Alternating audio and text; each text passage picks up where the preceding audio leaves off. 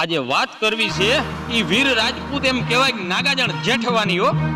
ચારણના એક અવાજની માથે નાગાજણ જેઠવાય એનું મસ્તક ઉતારી ચારણને આપી દીધું હતું. ખાલી મસ્તક ઉતાર્યું એટલું નહીં, પણ ચારણને મસ્તક આપી અને એનું ધડ છે ને ઈ એના દુશ્મન ઈ શાલિવાહનનું એમ કે 1 લાખનું એમ સૈન્ય હતું, એની અંદર ઈ નાગાજણ જેઠવાનું ધડ ટાઈટકું ભાઈ. અને દુશ્મન દળની અંદર એમ કહેવાય કે હાહાકાર મચાવી દીધો તો. નાગાજણ જેઠવાનું ધડનો રૂઆબ જોવે ને તા તો શાલિવાહનનું કે સૈન્ય ધ્રુજે.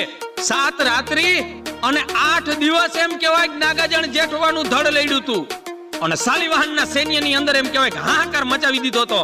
દીધું માથું તે દાનમાં અને ધડ ધીંગાણે જાય. દીધું માથું તે દાનમાં અને ધડ ધીંગાણે જાય. ઈ થરથર ઢાક થાય ઈ નગર આખો નાગાજણા. ઈ થરથર ઢાક થાય ઈ નગર આખો